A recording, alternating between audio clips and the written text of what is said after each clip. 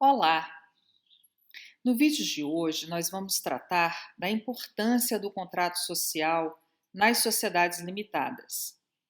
As sociedades limitadas, elas foram criadas no final do século XIX na Alemanha com a intenção de atender a um leque de empresários que não tinham interesse em responder ilimitadamente pelas dívidas da empresa, mas que também não tinham interesse em se agregar por intermédio da sociedade anônima, porque a sociedade anônima tem um funcionamento muito complexo em razão de buscar dinheiro no mercado.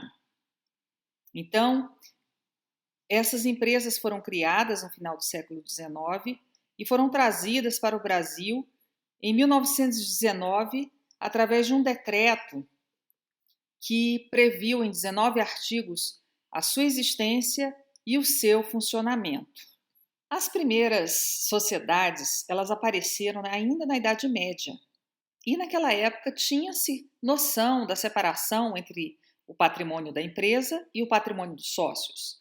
No entanto, o patrimônio dos sócios respondia pelas dívidas da empresa, porque a responsabilidade dos sócios era ilimitada.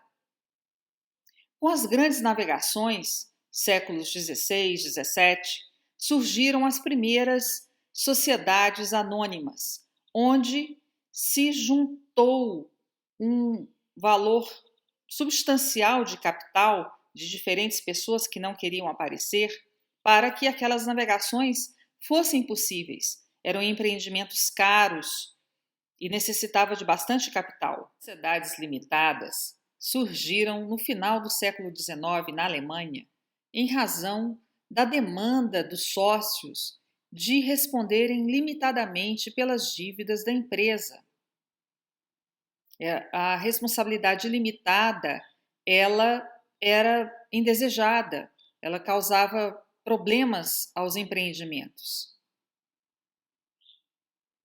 De outro lado, embora já existisse uma sociedade cuja responsabilidade dos sócios era limitada ao investimento, ao valor das suas ações, que era a sociedade por ações, o funcionamento da sociedade por ações ele tem uma certa complexidade que é indesejada por pequenos e médios empreendimentos.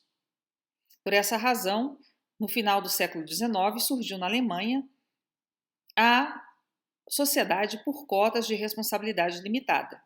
No direito brasileiro, essa sociedade ela ingressou no nosso ordenamento jurídico em 1919 por intermédio de um decreto com 19 artigos que previa sua constituição e seu funcionamento, como eu falei aqui anteriormente. As sociedades anônimas, as sociedades por ações, elas precisam publicar seus balanços em jornais de grande circulação, porque elas tomam dinheiro emprestado no mercado.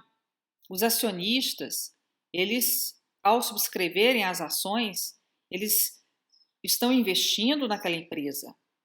Então, em razão desse empréstimo no mercado, vamos dizer assim, as empresas, as sociedades anônimas, têm a obrigação de ser absolutamente transparentes com relação à sua contabilidade, às suas contas. Elas têm regras de compliance, de conformidade bem rígidas. E, obviamente, a um empreendimento pequeno, com poucos sócios, a um empreendimento médio que seja, não há necessidade de tudo isso. Por essa razão, as sociedades limitadas foram criadas. O Código Civil de 2002 alterou o decreto que criou, com 19 artigos, a Lei de Sociedades Anônimas, dando um pouco mais de complexidade a essas empresas, mas não complexidade suficiente para torná-la mais cara, como a sociedade anônima é.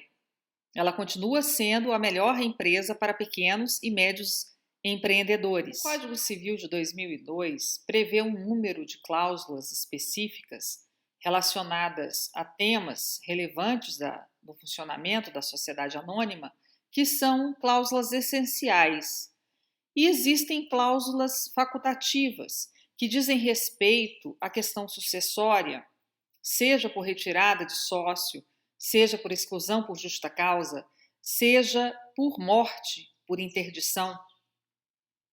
É importante o contrato social ser bem detalhado com relação a isso e essas regras serem combinadas entre os sócios, para evitar problemas futuros. O contrato social, na limitada, à exceção dessas cláusulas essenciais, ele tem liberdade da vontade, a vontade, a autonomia da vontade das partes. O princípio da autonomia da vontade das partes, ele rege o contrato social da sociedade limitada. E é possível antever e regrar eventuais conflitos que possam surgir entre os sócios. Como se sabe, o princípio da preservação da empresa, ele é fundamental para o funcionamento da empresa e é fundamental para o ordenamento jurídico, porque existem empregos em jogo, existem clientes em jogo, como eu já falei aqui em vídeo anterior. Então, é importante não limitar o contrato social das sociedades limitadas às cláusulas essenciais. As cláusulas facultativas, elas permitem dar um funcionamento adequado para determinada sociedade, valorizando o capital ou valorizando as pessoas, dando normas de sucessão, dando distribuição de dividendos desigual quando se trata de sociedade de prestação de serviços e várias outras cláusulas que são importantes e que podem evitar conflitos entre as partes. É importante, muito importante, prevenir. Logo, percebe-se que o contrato social nas sociedades limitadas é um importante instrumento de prevenção de conflitos e de solução de conflitos. O próprio contrato social pode discorrer como lidar com determinada situação de impasse. Gostou do vídeo?